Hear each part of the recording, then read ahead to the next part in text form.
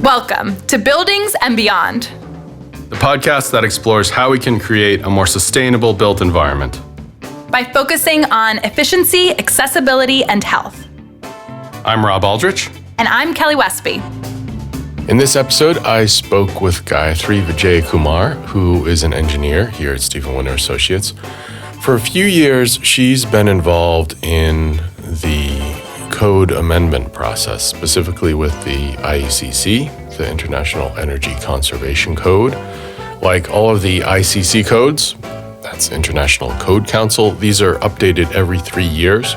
And she got involved with working on several amendments to the code to improve energy efficiency.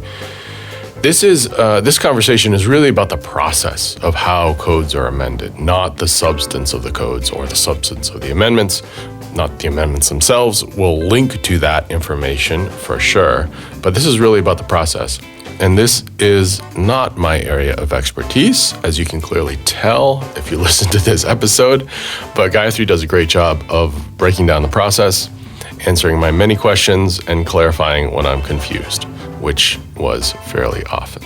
I really learned a lot, so let's chat with Gayathri. Hey guys, this is Dylan Martello from the Passive House team at Stephen Winter Associates. Before we dive into the episode, I wanted to let you know that the 2020 North American Passive House Network Conference will now be hosted virtually on June 11th and 12th. This year, I will be talking about how Passive House can help buildings comply with the increasing carbon mandates enacted by cities across the U.S. Be sure to tune in online to see my session and others by registering at naphnconference.com. That's NAPHN conference.com. Enjoy the show. So they call the IECC the model code. Okay. And so generally all the work that goes into the model code, so it's been the 2009, the 2012, the 2015, 2018 IECC, right? So every 3 years when they go through those cycles, it's set up to be the model code that local jurisdictions like states can adopt and become their the state energy code. Okay. And so if we talk about the 2018 IECC, usually states don't adopt it that same year. They're not adopting it in 2018, right? It just gets published in 2018. Okay. So they're usually a few years behind. And so what's strange about the code cycle is that before your state has even adopted it, before most users are using it for their buildings, you already have to know that you want to change it. You have to know what about it you don't like. And so usually it ends up being the people in the game that are either in the building industry or in energy advocacy groups. They're the ones that know what they don't like about the current code, and they already know what they want to change about it 3 years from now. And so I got involved in the code cycle back in 2016. Okay. And so a colleague of ours. And we're talking right now in March of 2020. Yes. To put things in reference for people. Exactly. So 4 years ago, and again, similar to you, I was not interested in code development. It's not my background. I'm a mechanical engineer. I came to Stephen Winter Associates 15 years ago. Never envisioned that, code development is where I wanted to go. A coworker of ours, Sean Maxwell, he had been involved in the New York State adoption of the 2015 IECC. So like we were discussing, every state wants to adopt the model code, but it's a model code. They're going to amend it to suit whatever needs they have. And so when New York State was looking at the 2015 IECC, there were things they didn't like about it. And so they'd reached out to Stephen Winter Associates and specifically about air leakage testing. Sean Maxwell had some ideas for certain changes to the air leakage test standards. And so he worked with them, provided some language. And so what most states will do is they'll amend a certain part or multiple parts of the model code. And so that becomes their own state version. And so he was working with them, and then he had the bright idea, instead of just limiting this amazing change he'd come up with for air leakage testing to be used in New York State, why not submit it to the actual model code, the actual IECC? And so the 2015 had just been printed. And so as soon as it's printed, you have to think about the next code cycle, which is the 2018 version. So he had the language ready. And so he somehow got involved and figured out, on the ICC website, how to submit a change proposal. And so he did that in time, and that had to be done by January of 2016.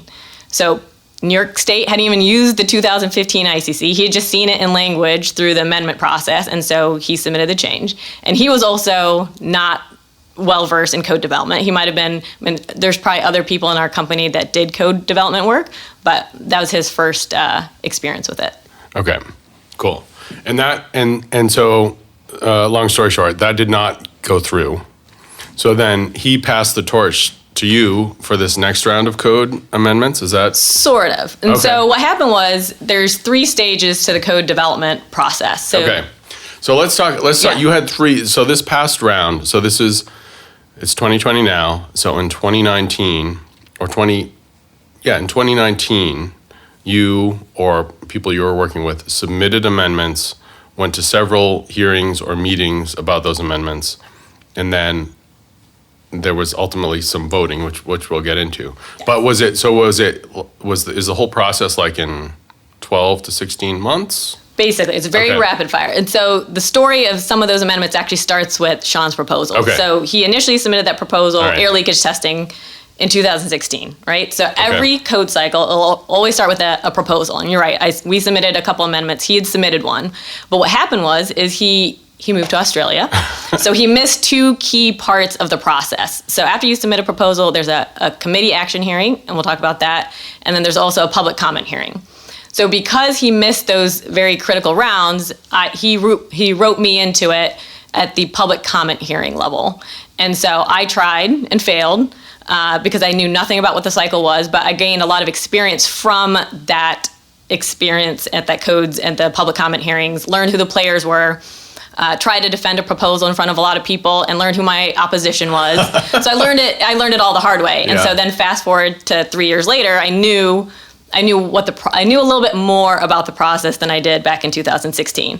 And so I used that, and I knew what the dates were. You know, I knew how to propose something by 2019 for the 2021 ICC. So none of our states are using the 2018 ICC. I didn't know a year and a half ago who to reach out to collaborate to propose something and submit it by January of 2019. Okay. So you were involved with three amendments, right? Yes. And we had talked a little bit before. It might make sense to focus on the simplest amendment. Sure. First, which was what? What was the simplest amendment? The simplest one to show you how it goes through the process is one, I wanted to submit a change for multifamily buildings that are subject to the commercial code. People in the past had tried to get proposals in for multifamily because they get cut at the 3-story height. 3 stories and less is residential, 4 stories and up is commercial. So you could have a 3-story multifamily building that has to Completely different rules, right? And so add one more story, even though they're exact same apartments, exact same construction type, entirely different exactly, codes, or largely very different codes. requirements. And so people had tried and failed in the past to provide some kind of unified path forward for code compliance for multifamily. So I thought of a simple one.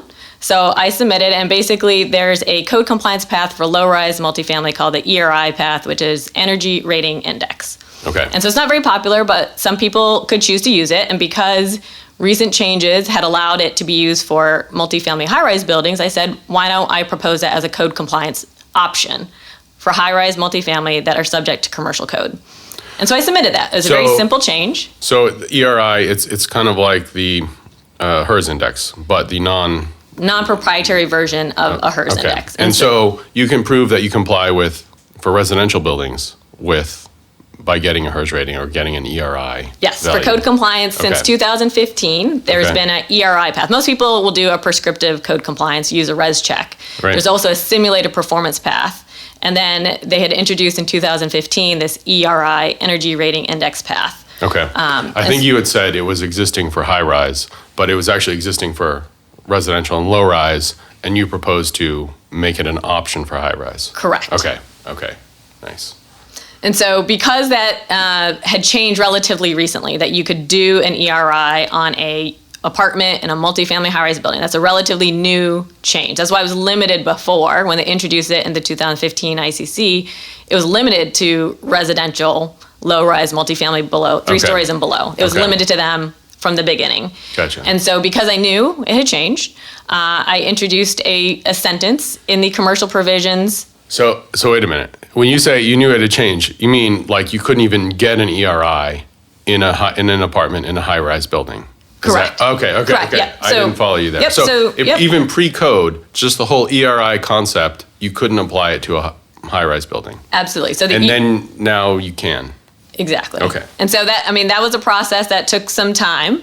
But yeah, historically, you weren't able to do the ERI except for units in buildings that were 3 stories and less. So when that change came about, and I was aware of that, I introduced it as a possible option of a commercial multifamily building, now that this ERI was now available due to recent changes in that standard. I wanted to say they could choose it as their code compliance path. So it was just going to be an option. And so I figured I would throw it in there. And I knew I'd failed in the previous code cycle, but I figured this would draw out the opposition. So I'd hear what they didn't like about it. And so it was a simple proposal. It went in. I also failed to attend the committee action hearing for this particular proposal. Oh, okay, so back up. So you submitted this. So this was trying to get it into the 2021 code. Yes. You submitted the proposal in January of 2019? Yes. Okay, so you submitted the proposal. And then what happens? And then what happens is the committee action hearing. And so Okay. this is part of every code cycle. So once you put in a proposal, there's hundreds and hundreds of proposals. You don't know who's going to propose something similar to what you proposed, who's going to contradict you. You don't know what sections. It's just the wild, wild west. It's all unknown. Okay. And, And there's so they hundreds, print that's- hundreds. And this is just Just the IECC? This is just the IECC. If we're talking about all the other codes, I'm not even involved in that. Oh my God. And so they print you can access all the proposals, so you know what else is being proposed in similar sections, and you can find out who they are, who the people are that propose them. But you go to the committee action hearing, and this is where you defend your proposal. And so in this simple example of this one of my proposals, I didn't stay on for the committee action hearing. Who's on the this. committee? So the committee, so the commercial provisions and the residential provisions. So there's 2 sections of the IECC. So they have a residential committee. Okay. Had about 11 people on that committee, and then the commercial committee was about 14 people. I don't know how they pick those members. Again, I'm not the expert in code development, but they have a list of members that are on the residential side, and then a different group for commercial. So it's a long process. It was over 10 days of testimony because there's hundreds and hundreds of proposals, and it's a very long amount of time to get everyone the opportunity to speak. So you don't know what day you're going to speak necessarily, and so I couldn't stay for 10 days in a row to wait for my commercial proposal to be heard. Oh my God. And so I left. And so I listened to the testimony. It was 30 minutes, so people get up and, there's lots of opposition. I had a couple of people speak in my defense. But anyways, it failed. The committee was not, there wasn't enough testimony in support of my proposal. I think if I'd been there, I probably could have argued against the opposition pretty effectively, but I wasn't there. Okay. And so basically it fails. And so for a proposal to fail, the next option is So to is this submit a simple majority from the committee? simple majority from the committee. Okay. And who's on the committee? I actually don't know. Okay. It's a mix of people. There's definitely a few faces that I recognize. There's usually they try to keep it balanced. So between building industry and then energy advocates, I think there's a mix of people that they have to keep on the committee. So here's a question. Since your proposal was to treat high-rise residential units as residential units, that was the commercial committee that had to hear that, or was it the residential committee that had to hear The it? commercial committee had to hear it because I proposed the words. You basically have to propose specific words for the the code. ICC. Okay. And that's it. Those are the words that will get used. If it's successful, nobody else goes back and wordsmiths your language. This is it. So like typos and stuff are... And that's if you see typos in the code, that's because that's what happens. It's not that the ICC goes back and says, "Oh, what they meant to say was this." No, that's it. You get one shot at it. All right. And so because they didn't but they outlined, they have to give rationale for the reason for rejecting it. And so for this particular one, they weren't confident that the expansion of scope of the energy rating index was warranted to go to high rise. They were concerned about central systems in multifamily high rise buildings. They had a couple good reasons for wanting to have heard more or understood more. But the problem was I wasn't there to give them all the answers. Okay. And so the next step, if you aren't going to admit defeat, is to submit a public comment. And so once they announce that the committee has made all their decisions, so they print out all the results, and you can decide, I want to submit a public comment. And there's a deadline, I think it was in early June or July. So you have to submit a public comment to bring your proposal back to give it a second shot. Okay. And so that happens at a public comment hearing in October. Okay, so yeah, a few weeks or months after the first meeting, which is called The committee action hearing. committee action hearing. They publish their decisions, and it's basically either thumbs up or thumbs down. Yep. Simple majority of the committee. Yep, and the document will show exactly how many committee members will be 14-0 or 13-1. You'll see the Okay. number of committee members who voted for and against, and they have to give you some kind of summary statement Rationale. of why. It doesn't wrap up the entire conversation. The testimony for this one was 30 minutes. So they just have to give a sentence or two about why they didn't like it. Okay.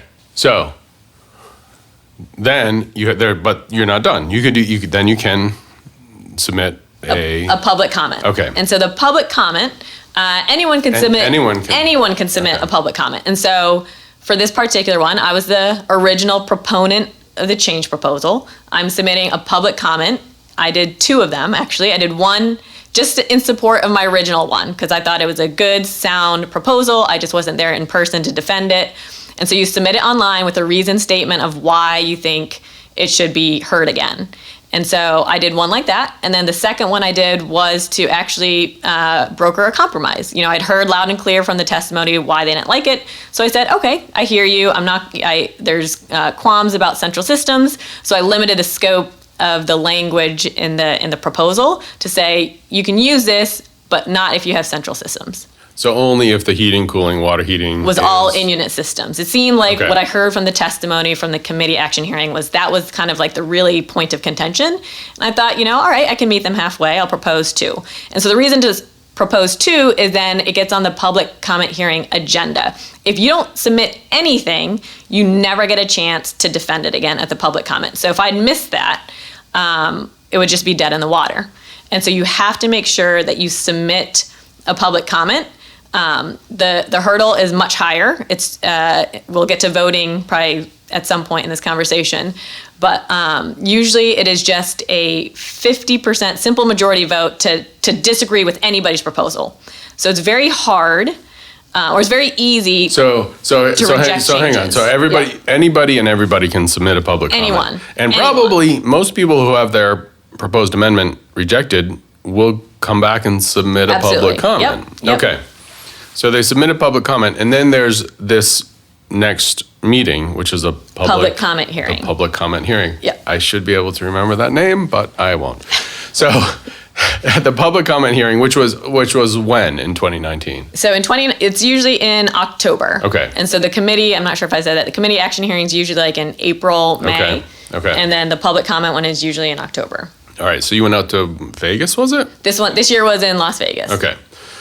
So then, is this another 10-day or plus It's a little ordeal? the window's a little shorter because there's not as many proposals on the public comment agenda. So in the committee action hearing, everybody's proposals are being heard. And it's just the committee of 11 people on the residential, and it was 14 on the commercial one. Everyone gets heard, but everyone only gets 2 minutes to speak in favor and then 1 minute opposition, but it's all the proposals. On the public comment hearing agenda, it's less, right? So if the original proposal was well liked by the committee and they said thumbs up and nobody submits a public comment, that's not on the public comment agenda. So we've whittled down the number of proposals that are going to be heard. I see. So it's both ways. They turn proposals down, and then people who actually want them submit a comment, or they give the proposals a thumbs up, and people who don't like them will submit Absolutely. a comment. Okay, so it's Yes. both. All right. Yep, exactly. So then what's that like? Are you out there, like, do you at least have an idea of when your amendment is going to be heard? Not a very clear idea. They give you a schedule, and so they try and stick to it. And so some days you'd be there from 8 a.m. and they'd say we're going to go until 7, but then you'd be there and they're like, we're not making enough progress, so you have to go through it a lot faster. So you could be there till 10 o'clock at night. So I know, some people you just have to book a one-way ticket because you don't know.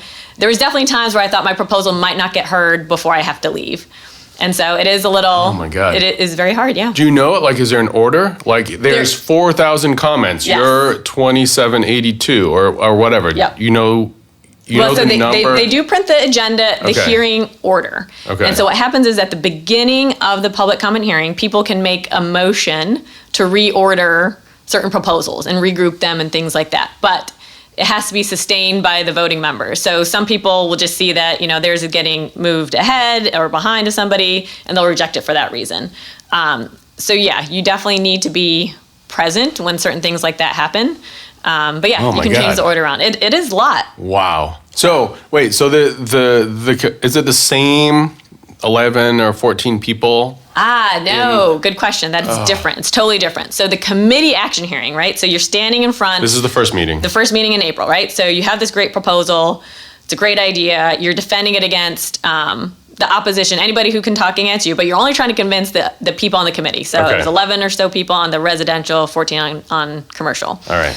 In the public comment hearing, it's completely different. You're not trying to convince a committee. You're trying to actually convince voting members. And we haven't talked about voting members yet. So voting members are people like government and state officials. It could be from like your local Department of Buildings, every jurisdiction, all these authorities having jurisdictions, they have these voting members that go to the public comment hearing because they're basically there to see which proposals are probably going to make it into the next round of the model code. Oh, wow. And so whether they like it or not, whether they're going to have all this extra work the next time the model code gets adopted by their state, or if they're going to have to change it. So they have a vested interest to be there, and they get to vote. So they get to hear it firsthand from anyone who had a proposal to see if they actually support it. So So then- that's who you're trying to convince. There must be thousands of these voters You would think so. in the in the country. In the country. Yes. But then any of those thousands can come to this meeting in Yes. Las Vegas this Yes, time. but guess how many were there actually voting? I mean, like we just said, like there's so many days on end that you have to commit to being here. 112. For certain codes, like so there's the IRC, the International Residential Sure. Code, there's a All right. building code, mechanical code. So when they got down to the IECC, the residential provision, some of the votes were only a total of 60 voters. Okay. All right. So it's not a lot of people. So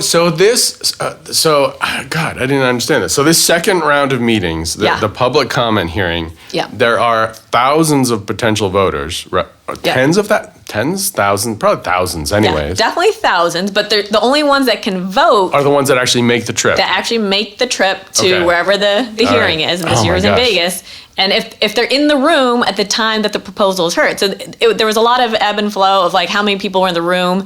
So you could, they could break for dinner, and your proposal could be the next one up. And here you are in Las Vegas. People don't come back after dinner, and so all of a sudden there's only 11 voters when your proposal's heard, and it fails because there's just not enough people, or the people that you knew were going to vote your way are gone now. Okay. So, all right. So anyways, you have 11 to 80, 20,000 something. voters Yes. in the room. And you have so your amendment is called number 2784, whatever. And Yep. you come up and so you will explain your public comment or Yep. explain your So if we go- yeah. So if we go back to this example. Yes. Okay. So what happened with this So example? we'll go with this example. So this first example, right? So first of all, the committee hated it, right? So it got denied 14-0 in April. So Okay. it was the motion on the floor. So this all lots of wording that I was not familiar with before. The motion on the floor is the committee disapproved it. Okay. Right? So basically the first motion on the floor in Vegas at the public comment hearing is to sustain this disapproval vote that the committee had. Okay. So they say, So this is all who wants Robert- to speak? this is all Robert's rules and exactly. okay. So who wants to speak in favor of the committee's motion for disapproval? So all the same people that hated it before get up and speak again. But this time I'm there.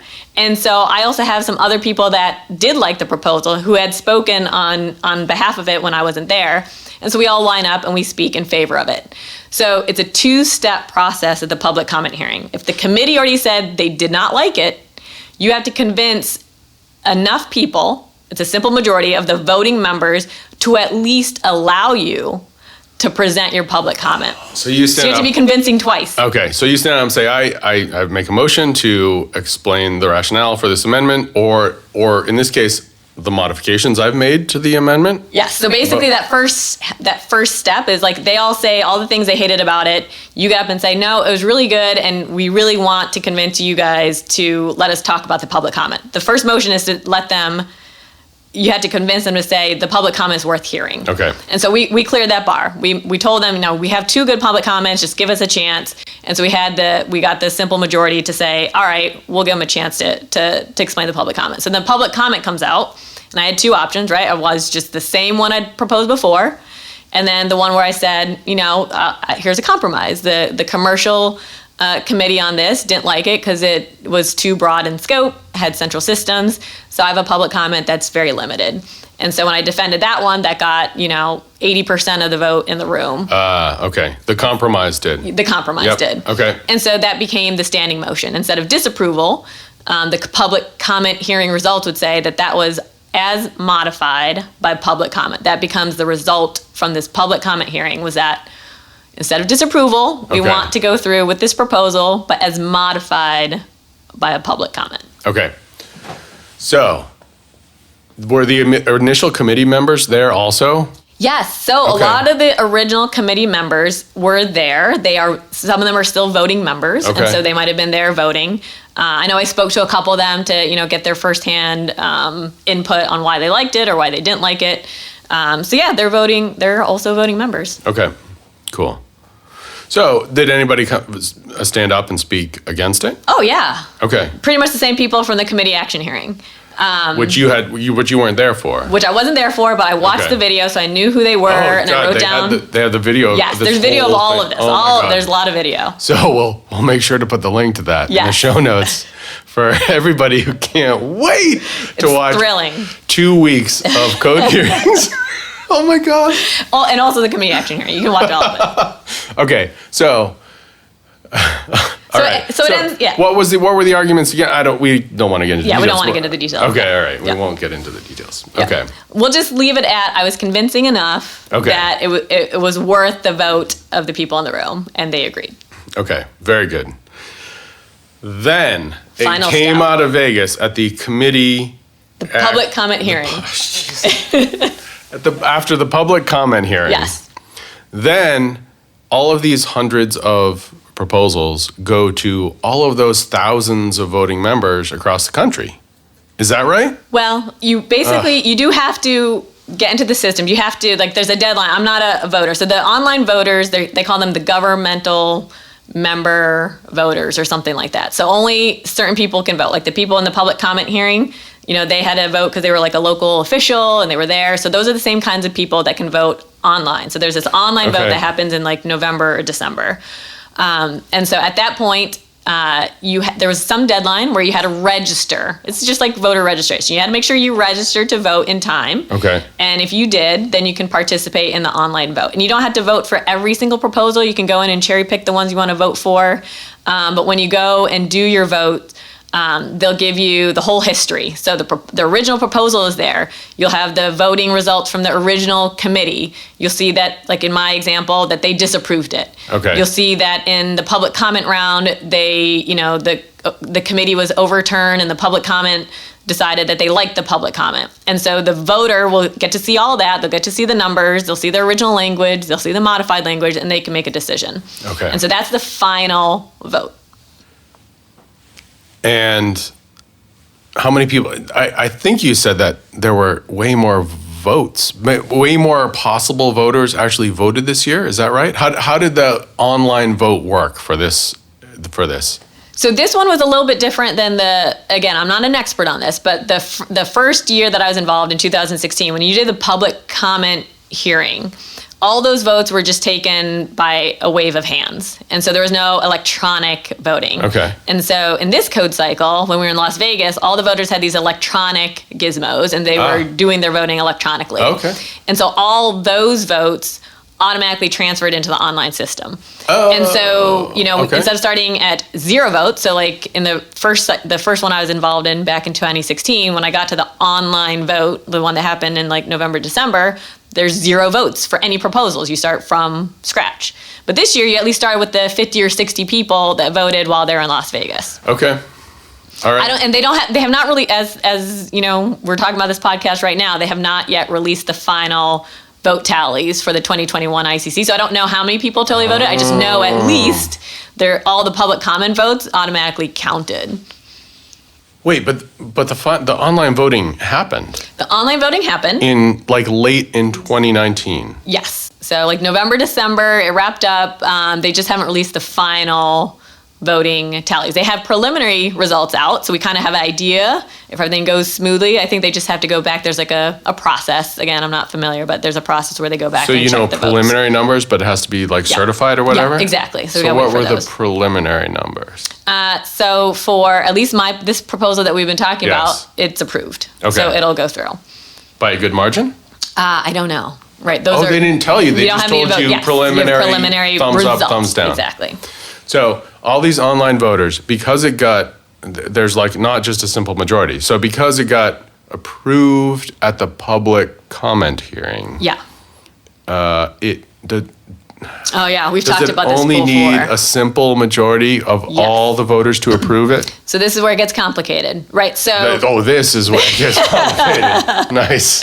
Okay. So the voting is it's a very low bar to reject any code change proposal, which is why it's generally very hard to get a change through. So the voting body, if over 50% of people don't like something, it just gets denied. So the one that I had, it got rejected by the first committee. So at the public comment hearing, it didn't need a simple majority. It needed the 2/3 majority to get it through. And then once it gets the online vote, it still needs the 2/3 to sustain it. Oh, it's okay. So because that initial committee meeting Yeah. turned it down, Yes. each of the subsequent stages needs a 2/3 majority Yes. to approve it. Yep. So the bar gets raised higher because you've already, that's what the purpose of that committee action hearing. Okay. Yeah. But so then the initial tally looks like you got 2/3. Yes. Okay. And we'll know the final results. I have no idea when. Maybe Okay. by the time the podcast is aired, we'll have it in the show notes. We are waiting. All right. We will update the show notes. Yeah. I'm sure everybody But it will is bookmark it definitely- and yeah. come back to it It regularly. looks like on the preliminary results, it's going to be one of the most efficient code cycles yet if it goes through with all the preliminary results. What do you mean the most efficient code cycles? Yeah. A lot of energy efficient proposals got approved Oh, through okay. the cycle. Okay. Yeah. Okay, should we talk about one of your other ones? Sure. Now that we have the basics simplest down? one laid out. Sorry, that didn't go through very simply, did it? Well, it's a kind of a Byzantine process, but So But another you got one. So we did. So that was supposed to be my simple example. The other two I was part of were air leakage tests. Okay. And so that's how I got roped into this back in 2016. And because I failed at it, I knew I wanted to try again. And because I knew who the opposition was, and I knew what they didn't like about it, I spent basically 2018 corralling those people and saying, what didn't you like about it? Can we work together instead of being on opposite sides of the aisle? Can we be on Okay. the same team? Co-proponents of a proposal for air leakage testing on the Okay. residential side. And so we did. So we worked together. and we probably shouldn't name any of these people, or Maybe not. I don't know. But Okay. definitely, I don't want to take credit for it. But I mean, I guess I didn't ask permission to mention them. But a group of us worked together to get the air leakage test metric changed. And so it was very similar to what Sean had proposed for New York back in 2015. And so we worked together, and at the committee action hearing, it was very well supported by the residential committee. And so there were, in this case, it was supported by the committee. okay, We weren't, so you don't want to touch those. So basically, we haven't talked about this yet, but if it's supported by the committee and nobody submits a public comment against it, then it goes on something called the consent agenda. Okay. And so basically, that's just a shoo-in to be part of the next code cycle. And so we had this winning proposal on the air leakage tests. All right. We were very excited about it. There were 2 public comments against it. And so we worked with those 2 public commenters to ask them, what is wrong with our proposal? How can we work together before this gets to the public comment debate in Las Vegas? And so in working with them up until, the public comment hearing was at the end of October, I think up until like the middle of October, I was still working with them to say, is there a compromise we can work out? Oh, wow. And so we did. And we worked out a compromise. So briefly, what was this? This was about air leakage testing in multifamily buildings and apartments. Yes, and is again, that right? this particular one, I had 2. One was Okay. for residential buildings and one was for commercial. So when I say residential, it's low-rise multifamily, 3 stories and less. So it was an air leakage testing. So since 2012, IECC, The residential buildings have had to test to either 3 air changes per hour at 50 pascals or 5 air changes at 50 pascals. And that's based on climate zone. So the warmer climate zones have the 5 and the colder climate zones have the 3. You can do this for a single family home, but it's the same metric for apartments or attached townhouses. The metric never changed, and it's a volume-based metric. And you can test it at the building level, or you can test it for individual apartments. There's no distinction. And so for all the states that have adopted the 2012 or the 2015 ICC, they struggled with that metric because there's a lot of leakage between attached units. And so the workaround, because maybe their state didn't amend the code, a lot of states did amend the code to make, the 3 ASH50 a higher number or something more easy to comply with. So I guess from our standpoint, let me back up. So when you're certifying a building for code compliance or whatever, you take a blower door, you stick it in the door to that apartment. You depressurize that apartment and only that apartment, and you need 3 or 5 ACH50. Yes. And some of that leakage comes from outside, but plenty of it comes from neighboring apartments up and down. Exactly. So I guess our take is, compartmentalization is good. Air leakage between apartments is bad if your neighbor smokes or, for indoor air quality reasons. Okay. So from an energy standpoint, maybe, outdoor air is the biggest culprit from an energy standpoint, but for IAQ reasons. And that's why we were kind of like, no, let's just test each apartment. Is that well, basically the rationale? The rationale was there were a lot of opposition that were stating very similar things, that air between apartment, that doesn't reflect an energy penalty. Why are we talking about this? You want this for indoor air quality. And so I learned enough about codes that the way around that argument was that the codes already allow compartmentalization testing. So the code already said you can test an apartment individually to meet that requirement of the 3 or the 5 ACH50. So I wasn't actually introducing a new concept. It already had compartmentalization testing. It already allowed you to test and include air from a neighboring apartment to meet the compliance. So luckily for me, I could stand up to that opposition comment by stating that, because that was true. I wasn't introducing some new testing approach. All we were trying to do is say, let's continue to test the way code has allowed these buildings to test, but let's give them a different metric. And so the different metric, instead of the ACH50, was a surface area-based metric. So it's 0.3 CFM at 50 pascals per square foot of the enclosure of the apartment. It's a metric Energy Star has used, LEED has used, ASHRAE 622 has used. And so that's the one that Sean had helped get into the New York State Code back in 2016. Okay. So for a single family home, it's kind of all external, but for an apartment, it's some party walls, it's some, okay. Gotcha. And so we got that, so we limited the scope of it, and so that was part of that compromise. We limited the scope of it to multifamily buildings and very small single-family homes. So it wasn't going to be a metric that was going to be allowed for all single-family homes. Okay. And so that was a proposal, and so because it was approved by the committee definitely likes options. Builders have been struggling with how to meet the current test metric, this 3 and 5 ACH50. They're always looking for workarounds and guarded tests and other approaches to comply with the standard.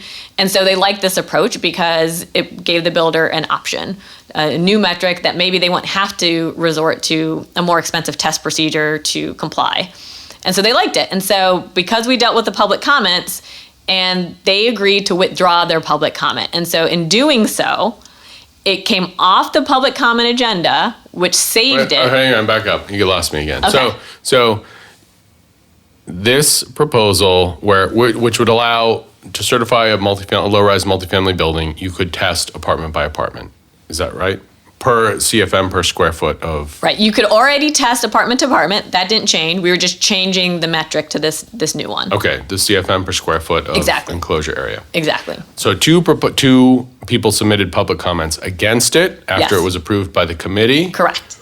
But then you talked to those 2 people. Yes. And got them to withdraw their objections. Correct. So then what happens? So by doing that, it saves the proposal. So the proposal now doesn't get debated at the public comment hearing. So if it's not being debated at the public comment hearing, it goes on something called the consent agenda. And the consent agenda basically skips the public comment hearing. And so all the online vote sees is that it's just as submitted. So that's basically going to go in as submitted. If the committee said we like this as submitted, it skips the public comment hearing. It's basically going to go into the 2021 ICC as it was. So that's the holy grail right there. That's what you want. You want to go with a winning submission at the committee action hearing, get it as submitted, and have 0 public comments. So you didn't have to, in Vegas, you didn't have to talk about this at all? No, thank goodness, no. Okay, yeah, so, all right. And again, this was like a week leading up to it. And so, So what were there objections? Like you didn't change anything. Did you did they misunderstand or did you talk them into? Yeah, so no, one was just wordsmithing part of the definition that we had for enclosure area. They preferred. So wait, did you change something then? No, we did not change something. We told them like we think, we hear you. We think maybe we could change this in another code cycle. Wow. And so they agreed that the language, so some things like that aren't worth changing. And the way we explained it to them is, if we do change this, because, we agree with you that the wording could be better. The problem we face is now when we go to public comment hearing, instead of just being a simple majority, like this just skates through to the 2021 ICC, now you've raised the bar to convincing 2/3 of the people that now we need this standard. So is the change that you want so valuable that you'd sacrifice this whole thing just being shot and not making it at all? So they just wanted to tweak it. They just wanted to tweak it. And so we said, we hear you, but I think we could work together on the next code cycle to fine tune that language. But the substance of it is so important that we're hoping that you'll withdraw the comment so we can actually get this metric into the code and then wordsmith the fine details of, it was just the definition of enclosure area. Okay. And the other one was a little bit more complicated. Again, like I said, when people submit proposals, you don't know who are all the groups that are getting together to submit proposals on the same section. And so there's a bunch of people submitting stuff on air leakage tests because this has been a struggle for so long for multifamily builders. And so it was kind of a conflict with something that they were trying to do. And so we kind of negotiated a way where they withdrew their public comment and we had a public comment on theirs. And so we kind of worked out a deal that, we overlaid all our proposals together and we realized, there's a solution here that works. And so that's kind of, they agreed to withdraw their public comment on ours, and we agreed to withdraw a public comment on theirs. All right. I know it's complicated, yes, but no, that's the thing. It's all about conversations and just work. At the end of the day, it comes down to, a lot of us just want the same thing, but we're kind of going at it the wrong way. Like you don't know what your opposition, you don't have a chance to have these conversations with people before you submit the proposal. You don't know who those people are. So once you do know who they are, you work together and figure out what, the objections are. And then you can get like a compromise proposal through. But do you have any? Well, you do. I know. I remember a little bit what the third example is. But you do have people who are just, intransigent is the word that's coming to mind. But that may be a little harsh. Just really opposed to codes requiring more and more of builders and developers.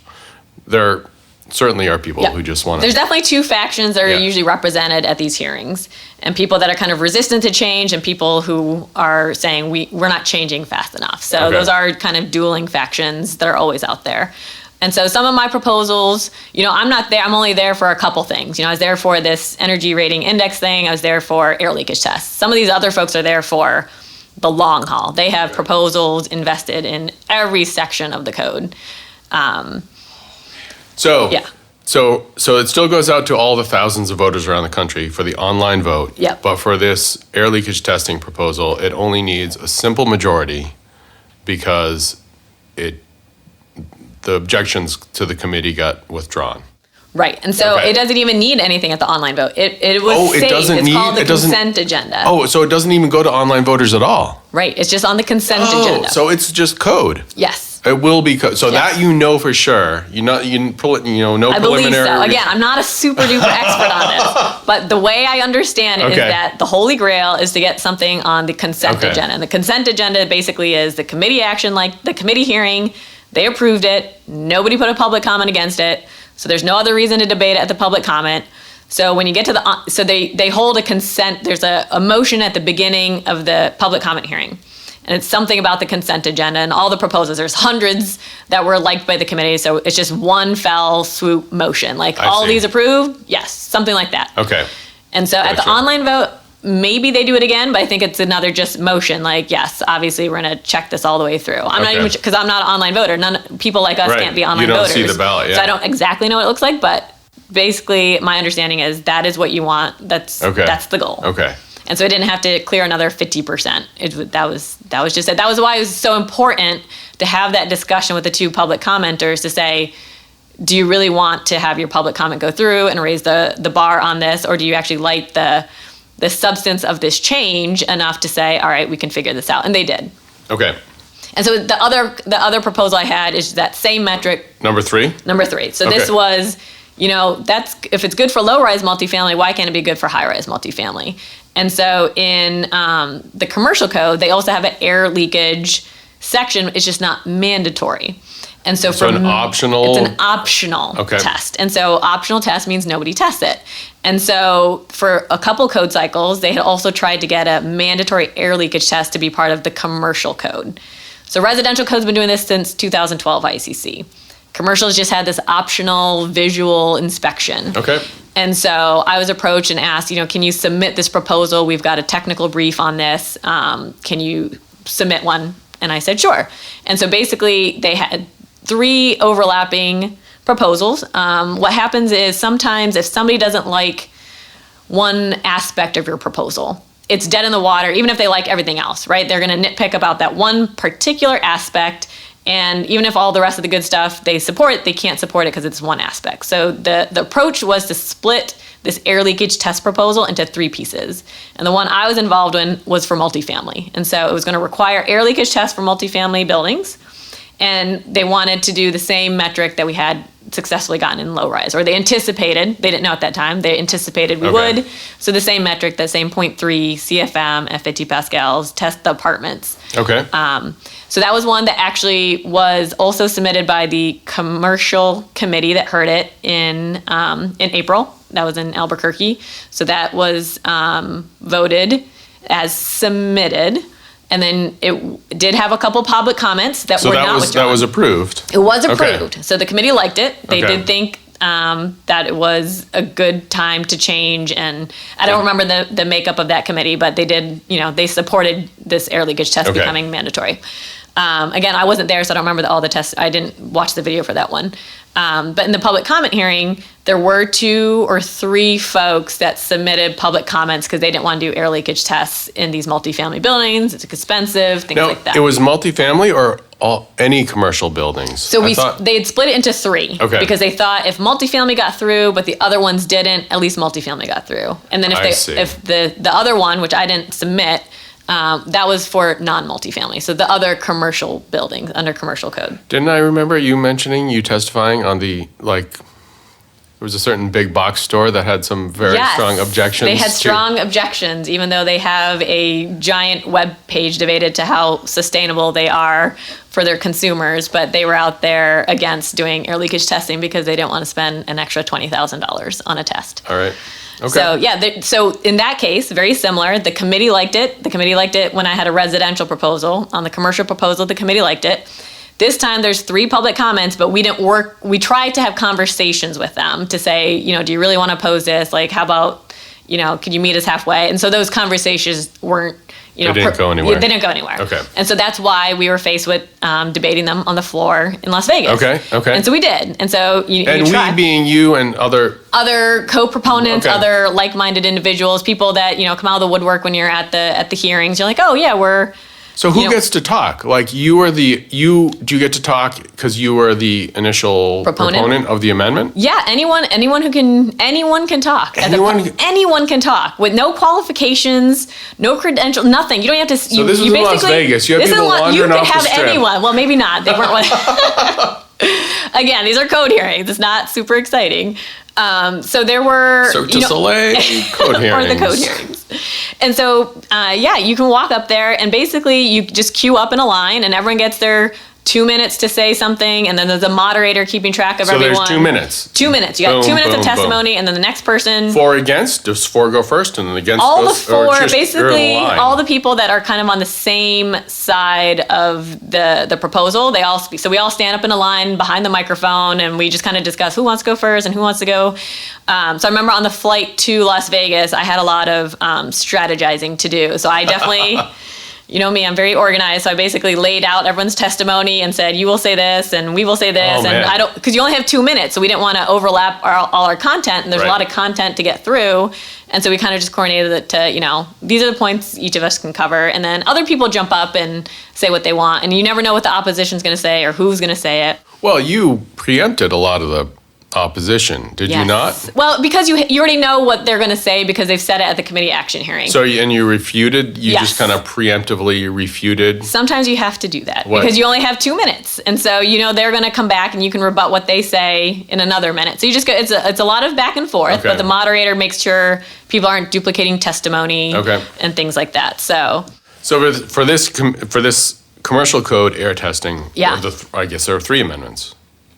3 proposed amendments? Is that what you said, or in 3 yes. parts? Yep. There's It was three. So it's 3 independent proposals, all in the same section. Okay. With the hopes that if all 3 passed, they would work. They would get melded together and they would work. But to say, you know, they were willing to sacrifice one if one had the support of the committee or the public comment voters, then you know. Having one was better than having none. And so Okay. I think maybe, and I wasn't involved in prior cycles, so I think maybe previously, maybe they had failed by lumping them all together. Okay. So, because the initial committee in Albuquerque Yeah. liked these proposals, Yes. you only needed a majority of voters present at the public comment hearing to approve it in order for it to come out of the public comment hearing as As it was. recommended or Correct. whatever? Okay. Exactly. And Okay. so the people that are submitting public comments, they have to know that they have to convince 2/3 of the people in the room that their public comment is better than ours. And so there was one public comment that was like another wordsmithing, like this isn't clear, we should change it. But you have to get 2/3 of the people to agree with that. Okay. Okay. And then same for like the person, you know, there's people that just flat out didn't want it. So they had to be more convincing. So all of these 3 were did Different they pass? agencies. Did they pass? so in these the 3, public- yes. So far, so good. So Again, in we the have public prelim- comment hearing in Vegas, they all came through okay? Yes. All right. And then it goes to the online vote. Yes. So, okay, backing up. In Vegas, you would need 2/3 to overturn the committee's recommendation. Yes. And then they didn't get 2/3 on any of these. So then it goes to the online voters, and they would need to approve it by a simple majority in order for these proposals to Yes. become code. These 3, yes. And did you get preliminary results for those? So these are all the preliminary results are just lumped in together. So nobody knows anything else. I mean, the preliminary results are yes, those are in. Yes. All right. But again, everything's just still preliminary. So, you batted 1,000 this code cycle. I was told that, yes. I don't know what that means, but You really, something to do with baseball. You really should know what that means. It was easier So- when you only had, I'm only there defending like 3 proposals, Yeah. whereas other people are there with giant binders because they have to speak in defense of Oh, my every God. single section. And so I went in there and all I had to focus on were the 3 that I cared about. Wow. Yeah, but you were psyched. You came back and Yeah, you're like, I man, thought it was so fun. I like a good fight. And the things I was fighting for just made sense. Okay. They made Okay. sense. We'd put in the effort to coordinate and discuss. We reached out to the opposition to see what they didn't like Yep. about it, to understand Okay. it. And we put words into the proposal that kind of addressed their main concerns. All right. So I think we were proactive about it. And so I thought, yeah, I think that helped. Nice. Awesome. So, what do you got on the slate for next code cycle? Oh my goodness, I don't even know. I'm all the people that, like the little wordsmithing, the things like that people said, we got to go back and, Okay. fix certain things. I know these 3 proposals on the commercial side, when they melded together, some of it is a little clunky. So I know people want to, fix that. But these are some pretty significant changes. Yes, right? that's what I was saying. Like from the beginning, like, this is going to be the code cycle that I think really makes an impact on how efficient buildings will be that, once they adopt the 2021. There's tons of proposals I was not involved in that were, pretty significant changes to the 2018 IECC. So I think it's going to be pretty impressive. Things like the energy rating index, dropping those scores a little bit lower, making those more stringent. Wow. So there's a lot of changes I wasn't involved in, but maybe the next cycle, air leakage testing, instead of the 0.3 number, maybe we make it a little tighter. Maybe 0.3 goes down to something else. We'll propose something different. I find it interesting, challenging. So do you know when we'll get the absolute final decision on all the voting for the 2021? I do not. I have asked, and I'm sure the second it gets released, there'll be, blogs about it and things like that, because everyone's just waiting, because definitely the people that are into energy efficiency and advancing the codes and getting to net zero, they're excited about this one. So the second it's legit, you're going to see blog posts about it. All right. And we'll post it. Yeah. Absolutely. And you have a couple blog posts about this already that we can link to? Yes. When I came back, I was just so excited about this process and, coming away with successful proposals.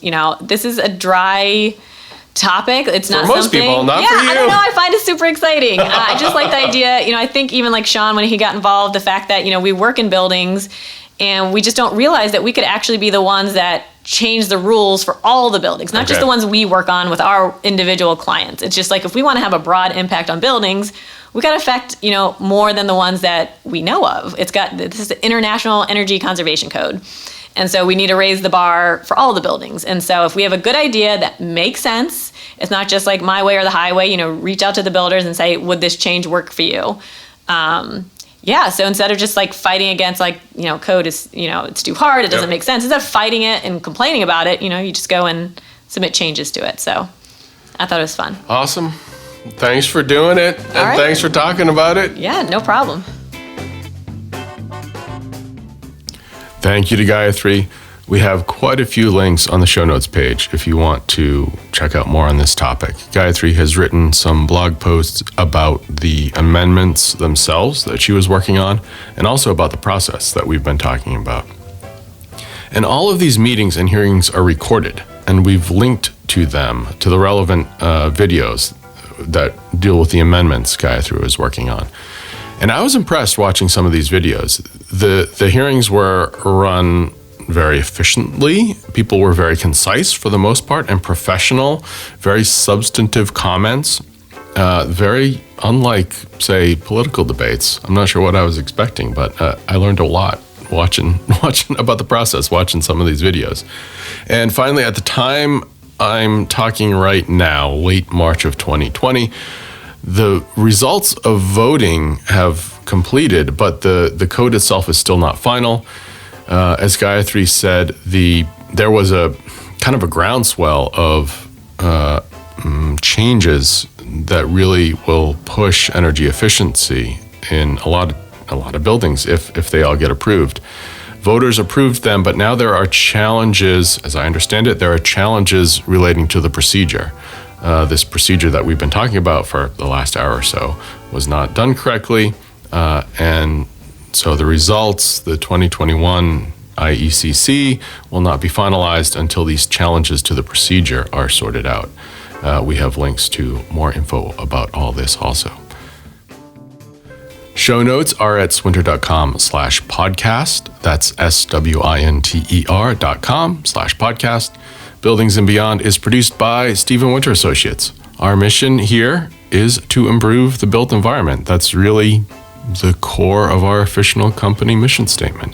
That means better buildings, more durable buildings, accessible, sustainable, healthy, new buildings, existing buildings. We are looking for help in doing this. Visit swinter.com/careers if you are interested. We have openings in all of our offices, Connecticut, New York City, Washington, D.C., and our newest office in Boston. Thanks again to Gayathri and to the whole podcast production team here. Alex Mirabile, Jade Alvarez, Heather Breslin, Kelly Westby, Dylan Martello, and myself, Robb Aldrich. Thanks.